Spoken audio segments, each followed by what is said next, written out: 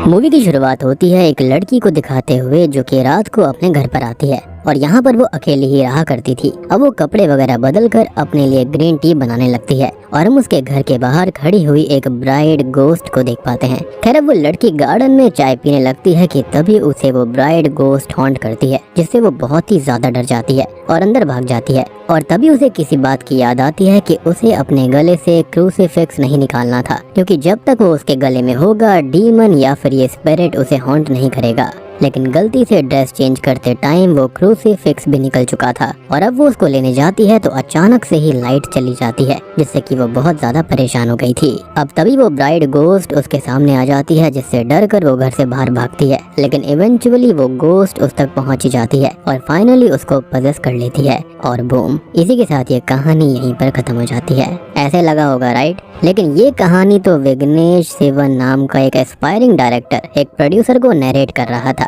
जी हाँ, और प्रोड्यूसर को ये कहानी पसंद आती है। साथ ही साथ हॉरर थोड़ा उस वक्त बूम पर था, तो वो उसकी पहली मूवी में पैसे लगाएगा और वो अपने दोस्त और एक सीनियर डायरेक्टर सोमू सर से भी उसको मिलवाता है, जो कि उसके साथ रहेंगे एज वो इसमें नया है। तो उसे इस फील्ड की सारी चीजें नहीं आती होंगी जो सोमू सर मैनेज कर लेंगे और प्रोड्यूसर हर वक्त साथ में भी नहीं रह सकता था, तो एक तरह से उसकी जगह सोमू सर प्री प्रोडक्शन और प्रोडक्शन में रहेंगे। खैर अब विघ्नेश इन सब चीजों से काफी ज्यादा खुश था और वो अपने पेरेंट्स को ये खबर सुनाता है, जो कि उसको हमेशा सपोर्ट किया करते थे। साथ ही साथ वो अपने दोस्तों को भी ये खबर सुनाता है, जो कि उसका क्रू या फिर क्रिएटिव टीम थी, और वो सभी भी काफी खुश थे क्योंकि उनको उनकी ड्रीम जॉब मिल चुकी थी। अब विघ्नेश जो चाहता था उसे सब कुछ मिल चुका था, लेकिन उसके पास यहाँ पर शांति नहीं थी, क्योंकि वो पहले लोगों के साथ रहा करता था और अब उसको क्रिएटिविटी के लिए अकेले रहना पड़ेगा। तो वो एक बिल्डिंग में एक फ्लैट देखने आता है और बिल्डिंग का सेक्रेटरी उसे एक फ्लैट दिखाता है जो कि 2 BHK फ्लैट था, और सबसे बड़ी बात ये काफी वक्त से खाली था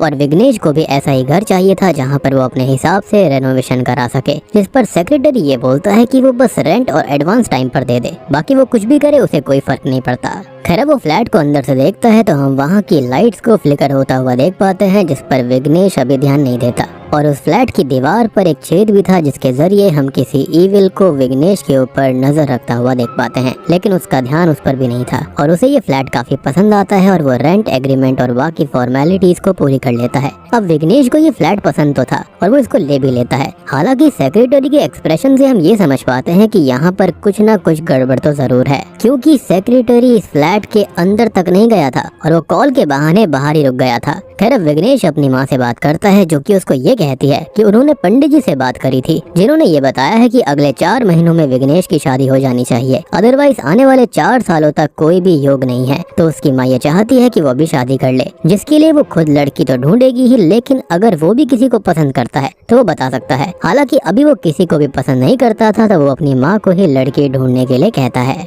अब विघ्नेश अपने दोस्त के साथ उस फ्लैट को रेनोवेट करता है और सारे वॉल्स पर वॉलपेपर्स लगा देता है, लेकिन जिस दीवार के ऊपर छेद था वहाँ पर से वॉलपेपर अपने आप हट जाता है और हम उसके पीछे से किसी ईविल को कॉन्स्टेंटली सब पर नजर रखता हुआ देख पाते हैं। और ये क्या है, कैसे है, अभी हमें बिल्कुल भी कुछ नहीं पता है। खैर वो यहाँ पर अकेले रहने लगता है और हम रात को 2 बच्चों के भूतों को भी सब जगह खेलते हुए देख पाते हैं। अब अगले दिन वो जागता है तो शीशे के ऊपर धुंध जमी हुई थी, जिसको वो साफ करके चला जाता है, लेकिन तभी हम नोटिस करते हैं कि उस शीशे के ऊपर फिर से धुंध जम जाती है। अब उसकी मूवी प्री प्रोडक्शन में जा चुकी थी, मुहूर्त पूजा भी हो चुकी थी और स्टोरी बुक चेक करते हुए उसे एक लड़की का बायोडेटा मिलता है, जो कि 6 महीने पहले उसके पास आया था, लेकिन वो उसको देख ही नहीं पाया और उसे ये लड़की पहली नजर में ही पसंद आ जाती है। अब इस लड़की का नाम कार्तिका होता है और वो उसके पिता को कॉल करता है और उन्हें अपने बारे में बताकर शादी की इच्छा जाहिर करता है, लेकिन वो ये कहते हैं कि उन्हें सिनेमा वाले से शादी नहीं करानी, क्योंकि फ्यूचर सिक्योरिटी नहीं है। साथ ही साथ एक जगह रिश्ता उनका ऑलमोस्ट पक्का भी हो चुका है, जिससे कि वो काफी ज्यादा निराश हो जाता है और यहाँ पर कार्तिका के पिता फोन कॉल कट कर देते हैं। खैर अब उसके दोस्त उसको मोटिवेट करते हैं कि वो ऐसे मायूस ना हो और उसके घर पर जाए। तो यहाँ पर वो सोमू सर के साथ कार्तिका के घर उसका हाथ मांगने पहुँच जाता है, जहाँ पर पहली बार सामने से वो उसे देखकर उसे प्यार करने लगता है। और अब फिर से उसके फादर उसे मना कर देते हैं, क्योंकि उन्होंने एक जगह रिश्ता पक्का कर दिया था और वो उन्हें मनाने की कोशिश करता है, लेकिन वो उसकी एक नहीं सुनते। अब इन सब से वो काफी उदास था, लेकिन अगले दिन वो कार्तिका की आर्ट गैलरी के बाहर उसका वेट करता है, उससे बात करने की कोशिश करता है, उसको प्रपोज भी करता है, लेकिन वो फिलहाल उस पर ध्यान नहीं देती और उसकी कोई भी बात नहीं सुनती। खैर रात को वो घर पर शावर ले रहा होता है कि तभी कोई चाकू लेकर वहाँ पर आता है और उस पर हमला करने लगता है, जिसे हम और वो दोनों ही नहीं देख पाते। लेकिन तभी अचानक से उसकी नींद खुल जाती है क्योंकि ये एक नाइटमेयर था और अभी रात ही हो रही थी। जिसके बाद अगले दिन वो फिर से कार्तिका की आर्ट गैलरी में जाता है और उससे बात करने की कोशिश करता है, लेकिन वो अब भी उससे बात करना नहीं चाहती थी और वो उससे ये कहती है कि वो लड़का उसको पसंद नहीं था जो कि फाइनल हुआ, क्योंकि वो काफी ज्यादा शाय था। लेकिन विघ्नेश उससे काफी अलग है तो वो भी उसे पसंद कर सकती है और वो अपने पेरेंट्स के साथ उसके पेरेंट्स से बात करके उन्हें मना ले। और एक तरह से वो उसके प्रपोजल को एक्सेप्ट कर रही थी, जिससे कि वो बहुत ही ज्यादा खुश होता है। यानी कि स्टार्टिंग में वो थोड़ा सा भाव खा रही थी, लेकिन बाद में वो मान जाती है। खैर अब ये दोनों ही साथ में वक्त बिताने लगते हैं और घूमने वगैरह लगते हैं। जिसके बाद एक दिन विघ्नेश घर पर था, जिसे एक लैंप फ्लिकर होता हुआ दिखाई देता है, जिसको वो ठीक करने लगता है। लेकिन अब अपने आप ही वायरिंग उसके गले को लपेट लेती है और उसको हैंग करके खत्म करने लगती है, जिसके साथ अचानक से उसकी नींद फिर से खुल जाती है क्योंकि ये भी एक नाइटमेयर था। अब वो ऑफिस जाता है जहाँ पर उसके होते हुए सभी लोग ये कहते हैं कि आज विघ्नेश नहीं आया और वो सबसे बात करता है, लेकिन कोई उसको सुन नहीं पा रहा था, ना ही देख पा रहा था, जिससे कि वो बहुत ही ज्यादा डर जाता है शायद रात में उसकी मौत हो गई थी। लेकिन यहाँ पर ऐसा नहीं था क्योंकि वो सभी लोग उसको प्रैंक कर रहे थे। ऑब्वियस ही बात है कि हॉरर क्रू है तो यहाँ पर मजाक तो होगा ही। अब इसी बीच लोकल पुलिस ऑफिसर सेक्रेटरी के साथ वेरिफिकेशन के लिए उसके फ्लैट पर आते हैं, यानी कि विघ्नेश के फ्लैट पर, और थोड़ी बहुत बात करके पुलिस स्टेशन में डॉक्यूमेंट्स जमा करने को बोलकर वहाँ से निकल जाते हैं। अब जाते हुए पुलिस ऑफिसर सेक्रेटरी से बात करते हैं कि विघ्नेश एक हैप्पी करियर और शादी के सपने देख रहा है और उसने ये फ्लैट उसे क्यों दिया, जिस पर यहाँ पर सेक्रेटरी कहता है कि उसने खुद से नहीं बोला, विघ्नेश खुद ही ये फ्लैट लेना चाहता था। जिस पर पुलिस ऑफिसर बोलता है कि अगर कुछ हो जाए तो वो कुछ नहीं कर पाएगा, जिससे कि हम समझ पाते हैं कि इस फ्लैट के अंदर कुछ न कुछ गलत जरूर है, जिसके बारे में वो दोनों जानते हैं। साथ ही साथ उनकी बातों से ये भी समझ में आ रहा था कि वहाँ पर पहले भी कुछ बुरा हुआ था। और देखो मुझे इस टाइप के लोग बहुत बुरे लगते हैं। पैसों के चक्कर में ये लोग किसी की जान को भी दाव पर लगा देते हैं। कितना रेंट आ रहा होगा, 15-20 हजार, 25 हजार, इतने से पैसों के लिए इतना कुछ करना, जान से खेल जाना बहुत ही गलत है। खैर अब विघ्नेश रात को नहा धोकर शीशे के सामने आकर खुद को देखता है, लेकिन तभी शीशे के अंदर से 2 काले हाथ बाहर आते हैं और उसको चोक करने लगते हैं, जिससे कि वो तड़पने लगता है और खुद को बचाने की कोशिश करने लगता है, लेकिन इसका कोई फायदा नहीं होता। लेकिन जब वो बिल्कुल खत्म होने ही वाला था तभी उसके हाथ टेबल पर रखा हुआ पॉट लग जाता है, जिससे कि वो ग्लास को तोड़ देता है। अब वो हाथ तो चले जाते हैं, लेकिन जो ग्लास के टुकड़े होते हैं वो उसकी ओर आने लगते हैं, जिससे कि वो मर सकता था। और अब फिर से उसकी नींद खुल जाती है क्योंकि सेम टाइम पर वो वैसा ही एक सपना देख रहा था और अब वो थोड़ा थोड़ा परेशान हो जाता है, क्योंकि इससे पहले उसे ऐसे नाइटमेयर्स नहीं आया करते थे और जब से वो यहाँ पर आया है उसको 3 बार ऐसे नाइटमेयर्स आ चुके हैं। खैर अगले दिन वो काम पर था जहाँ पर एक एक्ट्रेस ऑडिशन दे रही थी, जिसके अंदर उसे एक गोस्ट पजेस कर लेती है और उसका एक्ट भी अच्छा ही था। लेकिन कार्तिका भी विघ्नेश से ये कहती है कि वो भी एक्ट कर सकती है, तो विघ्नेश उसे कोशिश करने के लिए कहता है और अब वो एक्ट करती है, जिसके अंदर उसकी वॉइस भी डिमोनिक हो जाती है, एक्सप्रेशन भी काफी क्रीपी हो जाते हैं और वो काफी अच्छा एक्ट करती है, जिससे सभी लोग काफी ज्यादा इम्प्रेस्ड हो गए थे। अब रात को विघ्नेश घर आता है और सडनली लाइट चली जाती है, जिससे कि वो थोड़ा सा परेशान होता है, लेकिन टॉर्च लेकर अपने फ्लैट के अंदर जाता है और हम उस होल के पीछे से उस इविल को देखते हैं जो कि उसको ही देख रहा था। खैर वो सो जाता है, जिसकी आंख खुलती है तो वो अपने बेड से खून की बूंदों को बाहर जाता हुआ देखता है और उनका पीछा करते हुए हॉल तक आ जाता है, तो यहाँ पर उसे उसकी ही डेड बॉडी मिलती है, जिससे वो बहुत परेशान होने लगता है और अब पागलों की तरह कभी हंसता तो कभी चुप हो जाता और अब इसके साथ ही उसकी नींद खुल जाती है और असल में वो सोफे पर ही सो गया था और ये भी एक बुरा सपना था, यानी कि ये उसका चौथा बुरा सपना था। जिसके बाद अगले सीन में वो लिविंग रूम में बैठा हुआ था कि तभी घर की डोर बेल अपने आप रिंग होती है और वो बाहर देखने जाता है तो उसे कोई बच्ची रोती हुई दिखाई देती है, जिसके पास वो जाने लगता है और वो बच्ची लेकिन सडनली गायब हो जाती है और तभी उसे कोई डीमन हॉन्ट करता है, जिससे उसकी अब रियल में नींद खुल जाती है, क्योंकि अभी तक वो ड्रीम में ही था, यानी कि ड्रीम के अंदर एक और ड्रीम देख रहा था और इन सब से वो बहुत ही ज्यादा परेशान हो गया था।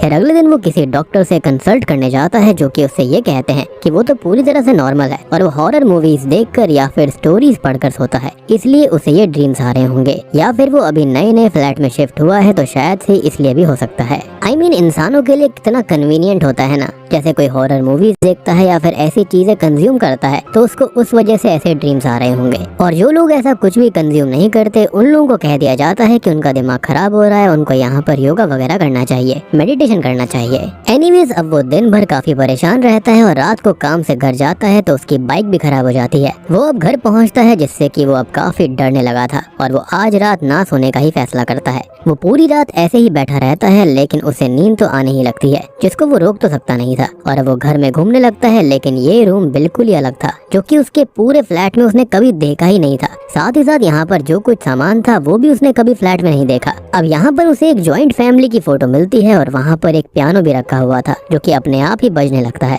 अब तभी उसे वही बच्ची देखती है जो कि उसे अपने सपने में दिखाई दी थी, जो कि लटकी हुई थी, जिससे कि वो बहुत ही ज्यादा डर जाता है और वो फिर से जाग जाता है क्योंकि वो असल में सो गया था। अब इन सब के बाद वो रात भर ऐसे ही बैठा रहता है और नींद ना आए तो वो यहाँ वहाँ जाने लगता है, घर में घूमने लगता है। इवन वो अपने दोस्तों को कॉल करता है लेकिन किसी से भी उसकी बात नहीं हो पाती, जो कि काफी अजीब बात थी। और अब ऐसे ही करते करते सुबह के 5 बज जाते हैं। अब वो उठकर शीशे को देखता है जिस पर फिर से धुंध जमी हुई थी, और वो उसको हटाता है तो अब उसके पैरों के नीचे से जमीन खिसक जाती है, क्योंकि शीशे में वो खुद के ही एक ओल्ड फॉर्म को देखता है, यानी कि बूढ़े वर्जन को, जो कि उस पर हंस रहा था। और अब वो बहुत ज्यादा डर जाता है और बहुत परेशान होकर बेहोश हो जाता है। और तभी हम वहाँ पर खड़ी हुई उस पूरी फैमिली के गोस्ट को देख पाते हैं, यानी कि उसके सपने में जिस फैमिली की फोटो थी वो मर चुके थे और उनके गोस्ट यहाँ पर थे। खैर, कुछ देर के बाद में उसे होश आता है तो फिर से शीशे में वो अपने ही बूढ़े वर्जन को देखता है, जो कि उसके ऊपर हंस रहा था। और अब वो बहुत ज्यादा परेशान था, डरा हुआ था, और वो घर से बाहर भाग जाता है। वो एक टैक्सी लेता है, लेकिन टैक्सी के मिरर के अंदर भी उसे वही उसका ओल्ड फॉर्म दिखाई देता है, जिससे परेशान होकर वो टैक्सी से भी उतर जाता है।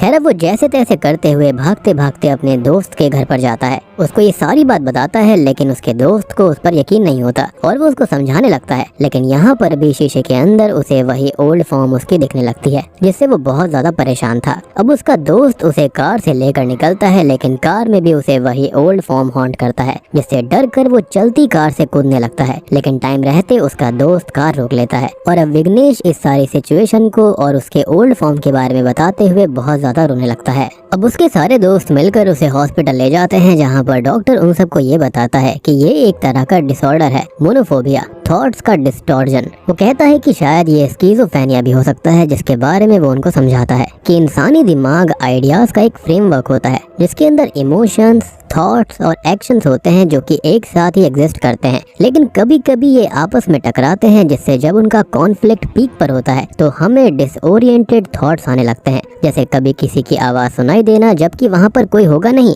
कभी भी कोई दिखने लगता है, कभी कोई खुद को इंसेक्ट्स के बीच पाता है, कभी किसी डेंजरस सिचुएशन में पाता है, और वो कभी कभी उनसे फाइट करने की कोशिश भी करता है। और सबसे बड़ी बात कि ऐसे इंसान के लिए यही सच्चाई होती है और यही रियलिटी होती है। डॉक्टर बताता है कि विघ्नेश के साथ ये इनिशियल स्टेज पर है, जिसका इलाज हो सकता है। उसे दवाई तो दे दी जाएगी, लेकिन वो लोग उसे अकेला ना छोड़ें, उसे खुश रखें, और अगर उसे फ्लैट से दिक्कत आ रही है तो वो उसे वहाँ पर ना ले जाएं, जिस पर सभी दोस्त एग्री करते हैं। अब वो लोग उसके साथ काफी टाइम बिताते हैं, लेकिन उसे बार बार वही विजन्स और मेमोरीज हॉन्ट कर रही थी। अब अश्विन और प्रभा नाम के उसके 2 दोस्त उसे अपने घर पर ले आते हैं, लेकिन वो रात में ही वहाँ से निकल जाता है और एक जगह बेहोश हो जाता है, जिसे फिर से उसी फ्लैट का सपना आता है जहाँ पर वो रहा करता था, और हम किसी गोस्ट को उसे पकड़कर वहाँ पर ले जाता हुआ भी देख पाते हैं। और वो इन सबसे बहुत ही ज्यादा परेशान था, यानी कि वो गोस्ट या फिर जो भी वहाँ पर स्पिरिट है वो उसे वहाँ से बाहर नहीं निकलने देना चाहता था। अब अश्विन और प्रभा विघ्नेश को रात भर से ढूंढ रहे थे, लेकिन उसका फोन भी बंद था,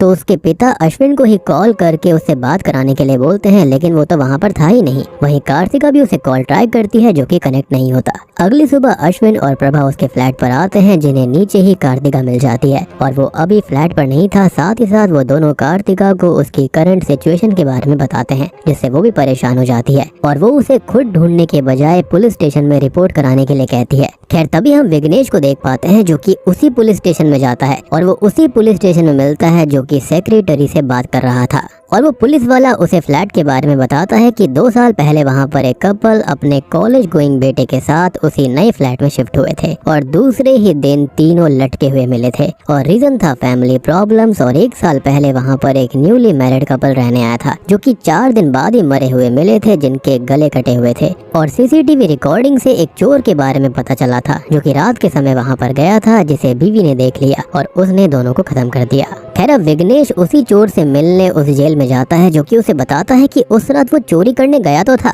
लेकिन उसने देखा कि पति पत्नी एक दूसरे का ही गला काट रहे थे और वो डर कर भाग गया, जिसे पुलिस ने अरेस्ट कर लिया और किसी ने भी उसकी बात पर यकीन नहीं किया कि ये खून उसने नहीं किए। यानी कि सुपरनैचुरल वाला एंगल कोई मानने को तैयार ही नहीं था। एनीवेज अब इसी बीच कार्तिका और बाकी दोस्त पुलिस स्टेशन जाते हैं विघ्नेश की मिसिंग रिपोर्ट लिखाने के लिए, लेकिन पुलिस ऑफिसर उनको बताता है कि वो यहाँ पर आया था फ्लैट के बारे में पता करने के लिए, जहाँ पर पहले भी काफी सारी मिस्टीरियस मौतें हो चुकी हैं। अब तभी हम विघ्नेश को देखते हैं जो कि खुद को एक जगह पर बंद कर लेता है ताकि वो सोने के बाद फ्लैट पर ना पहुँच जाए, लेकिन ऐसा नहीं होता। वो सो जाता है और सोने के बाद अपने आप ही फ्लैट पहुंच जाता है। अब वो होश में आकर बहुत डर गया था, चिल्लाने लगता है और उसके पेरेंट्स उससे मिलने आए थे, लेकिन वो दरवाजे को खोल ही नहीं पाते और लौट जाते हैं और वो अश्विन के घर जाते हैं जो कि उन्हें सब कुछ बता देता है, जिससे वो बहुत परेशान और दुखी होते हैं और वो उनसे वादा करता है कि वो जल्दी ही उसको ढूंढ लेगा। यानी कि विघ्नेश अभी तक किसी और के कांटेक्ट में नहीं आया था जब से वो मिसिंग था। खैर अब जब विघ्नेश होश में आता है तो हम उसके आसपास गोस्ट को घूमता हुआ देख पाते हैं।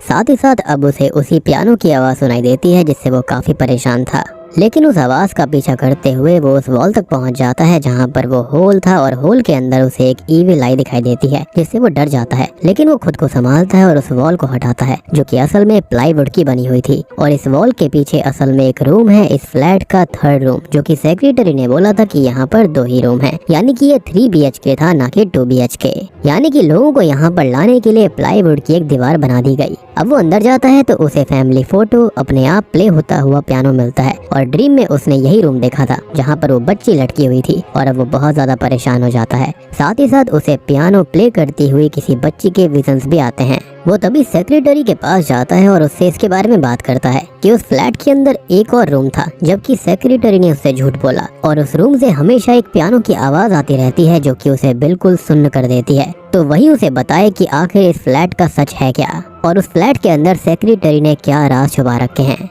सेक्रेटरी यहाँ पर यह भी बोलता है कि क्या वो 3रा रूम भी ओपन हो चुका है। अब इसके बाद उसे जितना कुछ पता था वो उस हिसाब से बातें बताने लगता है कि 10 साल पहले ये बिल्डिंग बनी थी और तब यहाँ पर 2 ही फ्लैट बिके थे, एक वो जिसके अंदर विघ्नेश रह रहा था और एक ग्राउंड फ्लोर जिसको बेचकर वो लोग कुछ ही दिन में चले गए थे। लेकिन उस फ्लैट के अंदर रह रही फैमिली का क्या हुआ ये कभी किसी को पता नहीं चला और बिल्डर ने भी उसे हमेशा राज ही रखा था। खैर अब उस टाइम फ्लैट्स बड़े महंगे थे, लेकिन धीरे धीरे बिल्डर ने सस्ते करके फ्लैट्स को बेच दिया और तभी सेक्रेटरी यहाँ पर पहली बार आया था और तब से वहीं पर रह रहा था। खैर कुछ साल बाद बिल्डर भी फरार हो गया क्योंकि उस पर बहुत सारा कर्जा हो गया था और जिस फ्लैट में विघ्नेश अभी रह रहा है वो फ्लैट खाली पड़ा हुआ था, जिस पर सेक्रेटरी ने कब्जा कर लिया और अपने नाम से किराए पर देने लगा। उसने नकली चाबियों से वो घर खोल दिया, लेकिन उस 3रे रूम के डोर को वो कभी खोल ही नहीं पाया था, इसलिए उसके सामने उसने वॉल बनाकर उसने इस घर को 2 BHK की तरह रेंट करना शुरू किया। एक और शॉकिंग चीज कि वो पुलिस ऑफिसर जिससे विघ्नेश मिला था वो उसका दोस्त था, इसलिए यहाँ पर मिस्टीरियस मौतें हैं उसका नाम छुपाकर उसने रख दिया, क्योंकि फ्लैट सेक्रेटरी के कब्जे में है, उसका नाम थोड़ी है, इसलिए वो हमेशा बचता रहता था। यानी कि ऑफिशियली वो उसके नाम पर नहीं था, इसलिए यहाँ पर कभी उसका नाम नहीं आया। लेकिन सेक्रेटरी यहाँ पर अब काफी डरा हुआ था और विघ्नेश से वो कहता है कि वो उसे ना फंसाए और बदले में वो फ्लैट उसका हो जाएगा। अब विघ्नेश वापस फ्लैट में आता है और उस 3रे रूम में चला जाता है और उस फैमिली फोटो के सामने खड़ा हो जाता है और अब उसे उस फैमिली का फ्लैशबैक दिखने लगता है और वो खुद यहाँ पर सच जानना चाहता था और इतना डेस्परेट हो गया था कि बाहर उसके पिता, अश्विन और बाकी लोग उसे लेने आए थे, साथ ही साथ वो सेक्रेटरी भी, लेकिन वो बाहर नहीं आता, उसे सच्चाई जाननी थी। जिसके साथ ही हमें फ्लैशबैक दिखाया जाता है और दोस्तों अभी यहाँ पर खुलते हैं इस फ्लैट के और उस परिवार के असली पत्ते। तो यहाँ पर एक लेडी अपने 2 बेटों, 2 बहुओं और उनके बच्चों के साथ रहने आती है, जिसके हस्बैंड की कुछ साल पहले ही मृत्यु हो गई थी, लेकिन वो उन्हें अभी देख सकती थी, उनसे बात कर सकती थी, उनकी सेवा करती थी। एक दिन वो अपने हस्बैंड की स्पिरिट से बात करती है, जहाँ पर वो ये कहते हैं कि वो अपनी फैमिली से दूर है, उनकी खुशी के पलों में शामिल भी नहीं हो पाते और वो काफी ज्यादा खुश है अपने परिवार को ऊपर से देखते हुए। लेकिन वो लेडी इससे दुखी होती है कि उसके हस्बैंड अकेले हैं। अब एक दिन उसके बेटे अशोक का एक्सीडेंट हो जाता है और डॉक्टर ये बोलता है कि अब वो कभी बोल नहीं पाएगा। लेकिन उसके जाने के बाद वो लेडी कहती है कि वो 2 दिन में बोलने लगेगा, ऐसे उसके हस्बैंड ने कहा था। और जैसे ही वो बोलता है सभी शॉक्ड हो जाते हैं और अब उन्हें अपनी माँ की सारी बातों पर यकीन था। वो ये भी बता देती है कि अशोक की बेटी स्कूल के पियानो कंपटीशन में क्या प्राइज जीती और सब वैसा ही करते जैसा कि वो बोलती पिताजी के बिहाफ पर, यानी कि पिताजी की स्पिरिट उनको बोलती और यहाँ पर ये सबको बताती, जिसको सभी बिना देखे ही बिना समझे माना करते थे। और पता नहीं क्यों ये चीज कुछ बुरारी कांड जैसी लग रही है, लेकिन much more scarier, much more supernatural. अब एक दिन वो दोनों बेटों से कहती है कि पिताजी ने बताया है कि अगले 2 सालों में वो सब मारे जाएंगे और बहुत ही बुरी तरह से, जिससे बचने के लिए उन्हें आने वाले संडे को एक रिचुअल करके साथ मरना होगा, जिससे कि वो इमॉर्टल हो जाएंगे और कभी मरेंगे ही नहीं और फिर कभी किसी को कुछ होगा नहीं। जिस पर पहले तो सभी संकोच करते हैं, चलो एटलीस्ट यहाँ पर संकोच तो किया, लेकिन इवेंचुअली सभी मान जाते हैं और उसी तीसरे रूम में सभी लटक जाते हैं। लेकिन हम उस लेडी को देखते हैं जिसने असल में सब कुछ झूठ बोला था कि पिताजी ये बोलते हैं वो बोलते हैं। उसने असल में डॉक्टर से रिक्वेस्ट करी थी कि वो ये बोले कि अशोक कभी बोल नहीं पाएगा। उसने अशोक की बेटी से कॉल करके पहले ही पूछ लिया था कि वो क्या जीती और उसने ये सब इसलिए नाटक किया ताकि उसकी फैमिली खत्म होकर आफ्टर लाइफ में उसके हस्बैंड के पास पहुंच जाए जहाँ पर वो अकेला है। यानी कि मतलब आप मूर्खता देख रहे हो कि अपने हस्बैंड की स्पिरिट के साथ सबकी स्पिरिट्स को भेजने के लिए उसने अपने एक्चुअल परिवार को खत्म कर दिया, जो कि उसके साथ रियल में रह रहे थे, जो कि बहुत ही वियर्ड और बहुत ही गंदा था। बेसिकली बुड्ढी आंटी की जो मानसिक स्थिति थी वो सही नहीं थी। खैर अब कहानी प्रेजेंट टाइम में आ जाती है और फ्लैट का जो मेन डोर होता है ना वो ओपन होता है, लेकिन ये जो वॉल थी वो अपने आप पहले जैसी हो जाती है, यानी कि यहाँ पर पक्का भूत प्रेत तो थे, जिससे कि तीसरे रूम के अंदर ही विघ्नेश कैद हो जाता है और कोई भी उसकी आवाज नहीं सुन पाता और बाकी सभी निराश होकर लौट जाते हैं कि वहाँ पर विघ्नेश है ही नहीं। खैर अब वो लेडी उसके पास आती है और उससे ये बोलती है कि इस घर के अंदर भूत रह सकते हैं और उसने अपने ओल्डर फॉर्म को देखा था, यानी कि विघ्नेश ने, और वो उसका फ्यूचर है। तो वो अब अपनी पावर से उसे लटका देती है जिससे कि वो मरने लगता है और आफ्टर लाइफ में पहुंच जाता है जहाँ पर वो उन फैमिलीज को देखता है जो कि यहीं पर खत्म हुई थी, क्योंकि वो लोग यहाँ पर एज अ गोस्ट रह रहे थे। लेकिन अभी भी विघ्नेश के अंदर जान बची हुई थी, तो वो झटपटाने लगता है और खुद को फ्री करके उस रूम से निकल जाता है, यानी कि वो सच्चाई जान चुका था। यहाँ पर उसी बुड्ढी लेडी का गोस्ट है जो कि पागल हो चुका था। अब ये भूतिया फोर्सेस उसका पीछा करती हैं और वो एक नाइफ लेकर खुद को बचाने लगता है, जिसके साथ ये सीन यहीं शिफ्ट होता है और हम मूवी की स्टार्टिंग वाली लड़की को देख पाते हैं जिसे उस घर की स्पिरिट्स फाइनली पकड़कर खत्म कर देती हैं और बूम, इसी के साथ ये मूवी खत्म हो जाती है, जिसे विघ्नेश ने ही डायरेक्ट किया था। जी हाँ, अब प्रोड्यूसर उससे बात करता है और उसकी तारीफ करते हुए ये बोलता है कि उसने ये कहानी बनाई जो कि पुरानी वाली से भी बेहतर है और मजाक में ये भी बोलता है कि शायद वो ही उस लड़की की जगह था। खैर वो अपने घर आने लगता है और उस रात के बारे में सोचने लगता है। तो उस रात यहाँ पर मारी गई सारी फैमिलीज के भूत, उस कपल और बेटे के जो भूत थे, उस न्यूली मैरिड कपल के भूत उसे दिखाई दे रहे थे और यहाँ पर सेक्रेटरी भी आ चुका था, जिसे हॉन्टिंग्स की वजह से विघ्नेश टैप कर देता है और वो मारा जाता है। यानी कि उसके साथ में जो कुछ हुआ था वो बिल्कुल सच था और उसने उसको एक मूवी की तरह ही कन्वर्ट कर दिया और उसकी ही स्क्रिप्ट अपने बाकी लोगों को चेप दी, जो कि मेरे ख्याल से बहुत ही बढ़िया चीज थी। लेकिन कहानी असली होते हुए भी उसने ये नहीं कहा कि ये सच्ची घटना पे आधारित है। खैर अब वो उन भूतों से ये बोलता है कि उसने कुछ भी गलत नहीं किया है, उसे बस एक घर चाहिए था इसलिए वो यहाँ पर आया और अब उसने एक जान भी ले ली है, जिसके साथ वो रोने लगता है और कहता है कि वो उसे भी मार दें। लेकिन अब वो स्पिरिट्स उसे माफ करके यहाँ से जाने देती हैं और इस तरह से वो बच गया था। खैर अब वो एक नए घर में रह रहा था जहाँ पर उसे वही पियानो की आवाज सुनाई देती है, जिससे वो काफी परेशान हो जाता है। मतलब कि उस फ्लैट का इविल जब तक उसे क्लेम नहीं कर लेगा वो उसका पीछा नहीं छोड़ेगा और बूम। और इसी के साथ में डीमन मूवी यहीं पर खत्म हो जाती है। तो दोस्तों ये थी डीमन फिल्म की कहानी। अब बात करते हैं कि इसके अंदर मेन इविल था कौन, किसकी आंख दिखती थी और वहाँ पर मेन इविल कौन था, बच्चे कौन थे। तो देखो वो जो ओल्ड लेडी थी ना, वही यहाँ पर मेन इविल थी। लेकिन उस ओल्ड लेडी के झांसे में आने के बाद सारे के सारे ही वहाँ पर इविल हो चुके थे। उन सबको ये लगता था कि उन्हें साथ रहना चाहिए। यही रीजन था कि यहाँ पर जो कोई आया करता वो उस तीसरे रूम के अंदर और इस घर के अंदर कैद हो जाया करता था एज अ स्पिरिट। बेसिकली वो ओल्ड लेडी सभी को यहाँ पर गोस्ट ट्रॉफी की तरह इकट्ठा कर रही थी। तो ये मूवी मुझे थोड़ी थोड़ी हिल हाउस और बुरारी कांड का मिक्सचर टाइप लग रही है, जहाँ पर एक घर के अंदर स्पिरिट्स कैद हो जाती हैं और घर भूखा रहता है। बुरारी कांड के अंदर जो हुआ था वो तो आपको पता ही है और यहाँ पर उस ओल्ड लेडी ने ऐसा ही करवाया। बस कैरेक्टर्स का थोड़ा आदान प्रदान हो गया था, लेकिन बाकी चीजें काफी सिमिलर थी। तो उम्मीद करता